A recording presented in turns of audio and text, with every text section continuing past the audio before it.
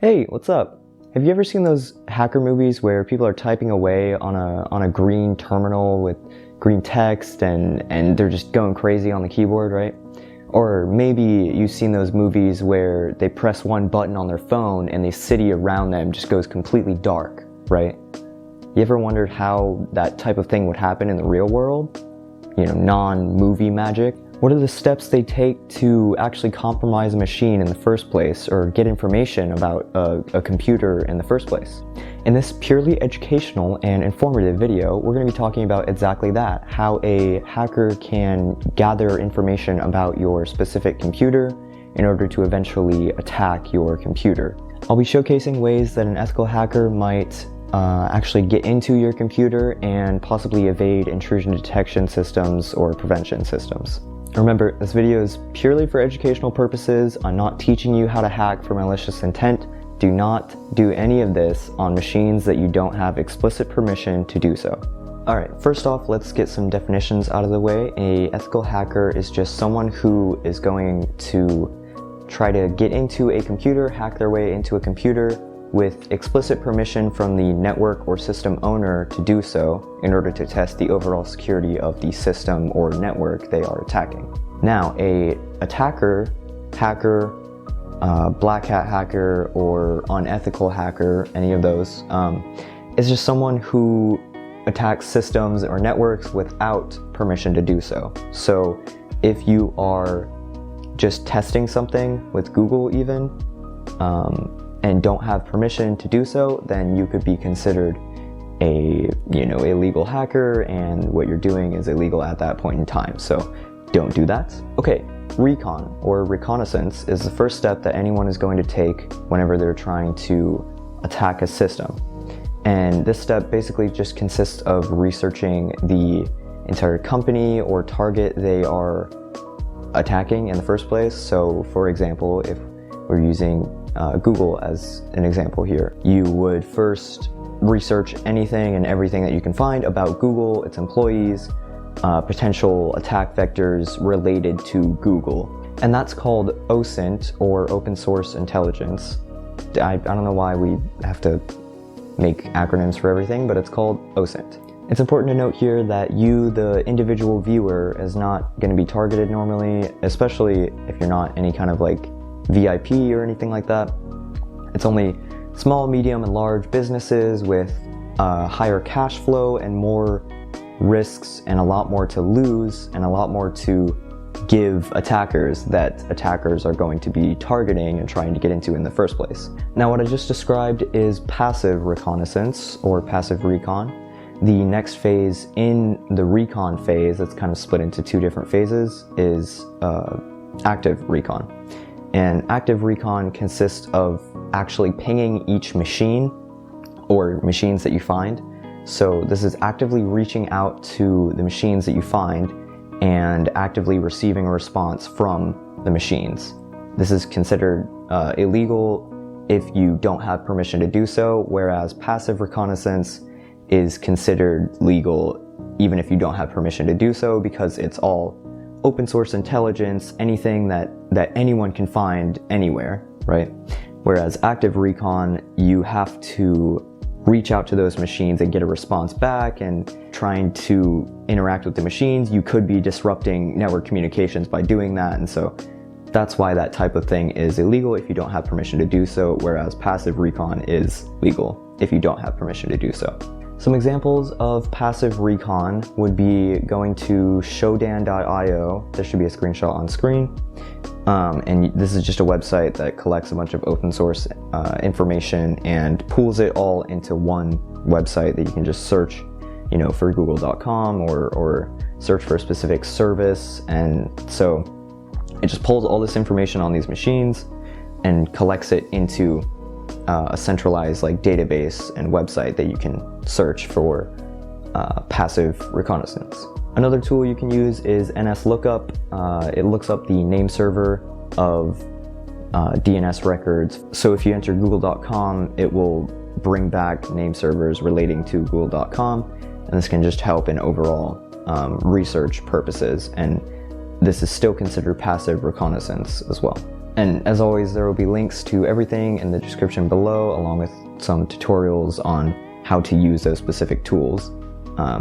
Side note here, if you don't know what NSLOOKUP does, well, number one, there's going to be a tutorial in the description. And number two, I made a video previously on how the web works, and NSLOOKUP is relating to DNS, so go watch that video if you don't know what DNS or NSLOOKUP is.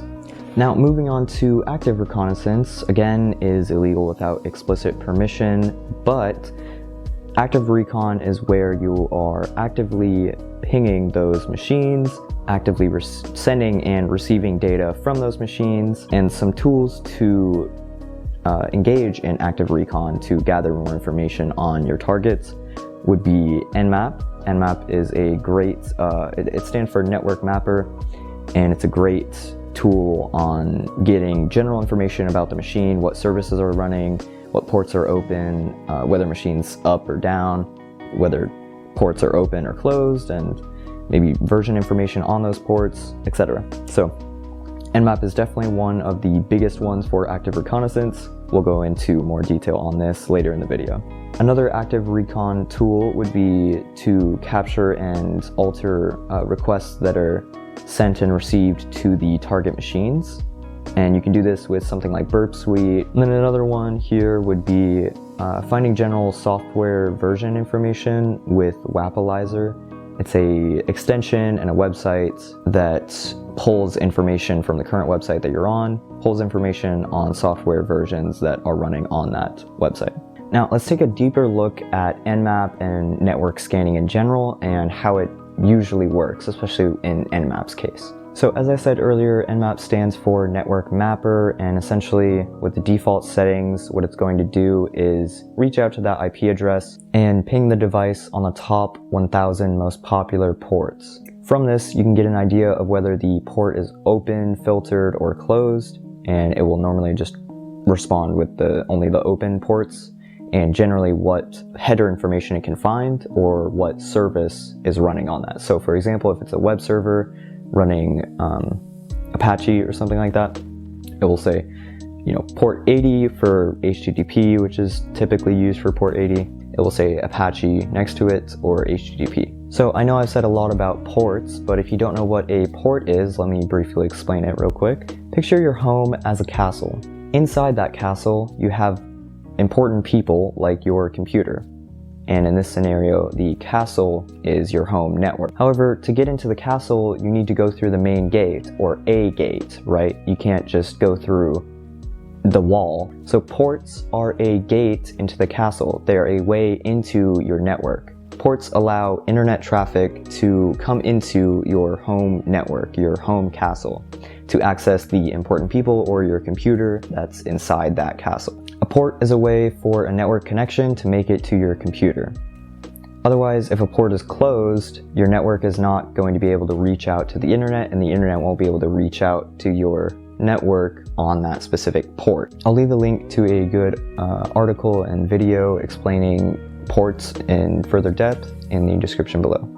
So they scan each port that's on your computer, but why would they want to do this? Why would they want to figure out what channels they can ping your computer on from the outside world? Well, it's basically just that. With every railway that's coming into the station or every gate that's open to your castle, each one individually is a attack vector or a way that the attackers can get into your network by some way, right? Whether it's a outdated service which would allow for vulnerabilities, or maybe it's a misconfigured service that allows for vulnerabilities through that, etc. I mean, there's tons of different ways that people can get in, but if a port is completely closed, there's no way for them to get in from the outside world. If a port is open, there is a possibility for them to get in through that port. Now, from a network perspective, Nmap is pretty clever. So first, let me explain the TCP three-way handshake. The TCP three-way handshake is a way for the internet connections to maintain stability. You, the client, the requester, whatever it is going to send a packet, the SYN packet, SYN, to the server. and the server is going to reply with a synack, SYNACK, packet back to you, the client. You are going to reply with a ACK packet, ACK, back to the server to fully establish the connection. So now you guys can start communicating and sending packets back and forth and information back and forth. Where Nmap comes in is it actually starts a TCP connection on every single port going from your computer to that server, acting like it wants to connect, except it sends a SYN packet, the SYN packet, to the server, and then it sends a RST packet, or a reset packet, indicating normally that I, as the client, want to stop making the connection. So I just want to quit making the connection entirely. So I send the SYN, and then I send a reset packet to the server, and then the server goes, okay, I mean, yeah, if you don't want to connect, whatever, man. And then, it drops the connection entirely. But obviously people have caught on to this, and so with blue teams or defense security teams, they implemented these filters to see these RST packets, which don't normally occur in the wild, especially not with, the 1,000 ports that it's going to scan. It's going to do a reset packet 1,000 times, like pretty much all at the same time. So if you see something like this, even from a human's perspective, we know that it's an Nmap scan and someone's trying to scan the network. So from an automated perspective, they implemented security filters to detect these and block the IP address that's sending those reset packets. So how would attackers get around these filters that people have created to block IP addresses that are scanning their network? This is also a pretty simple fix. There's multiple ways around this, but number one would be probably changing the speed at which you're scanning the network. So Nmap has 5 different levels of speeds, 0 through 5. And 0 is the slowest, 5 is the fastest. So on level 0, it just separates the amount of ports that it scans at one time, sending a reset packet. And another way is by fragmenting the packets, which is similar to the timed scan, changing the time of the scan. But instead of changing the time at which you're scanning bulk ports, you're actually sending chunks of the packets that you're wanting to send in order to scan the port. So it's kind of like obfuscating or like hiding the payload that you're sending over to the server by separating it into different chunks. So after they find out what ports are open on your network, they're going to start scanning for version information on each of those services running on those ports. So if you have 3 ports open, they're going to scan each port individually for version information associated with that specific port. And guess what? Nmap has this functionality built in, along with tons of other functionalities like scripting to look for exploits associated with those version informations, but we'll get into that later. So Nmap does this by reaching out to that specific port or service, asking if it can connect and acting like it's going to fully connect, which it normally sends a bunch of information, but it sends the version information back. Now, this whole process is going to take longer than just trying to ping it and sending a reset packet, or just trying to see if the service is open and running in the first place. Remember how I said that they have scripting functionality within them as well. So let's say the service that's running is FTP, the file transfer protocol, which is insecure in itself and blah, blah, blah, but let's say that that's running on one of the ports. Now, Nmap just so happens to have some scripts built in that associate with FTP. So if you wanted to run all of the scripts associated with FTP, you would just do FTP and then an asterisk to do all of the scripts associated with that. We'll go over all of this in my showcase after this section. And also a full list of all of the scripts available is going to be in a link in the description below. Okay, now let's do a little recap as I'm showing you on screen everything that I just talked about. So the first step, again, is researching the company and doing passive reconnaissance on the company. This would involve finding any open source intelligence or OSINT you can find on the specific company. This is normally not a step in the CTF-like machines that you find on TryHackMe or HackTheBox, but keep in mind in a real-world scenario, in a completely black box or no knowledge type of pen test, you're gonna have to research the company to get any information and all the information you can find on the specific company. Now, step 2 would be to actively recon or just get as much information as you can from pinging the specific machines of your target. And then this is actually a step in all of the CTFs that you do. You scan every single machine that you can find, get every list of ports, get a list going of ports that are open, and then from there, an attacker might use Nmap to scan for version information on the specific ports, and even go one step further to use scripts that are applicable to those specific ports and services that are running on that machine. Now remember, we used the FTP example earlier, so you should be seeing it on screen right now with a FTP script being used to try to attack an FTP service that's running on a machine. So moving forward, I plan to do the rest of the steps of the pen tester methodology or ethical hacker methodology. So stay tuned for that. And if you liked this video and the content in it, I would really appreciate a like and a subscribe down below. It would really help me out, and it would encourage me to keep making videos like this. And lastly, if you want to follow me on Twitter, as always, it's right here. And that's the end of the video. So have a good day. Goodbye.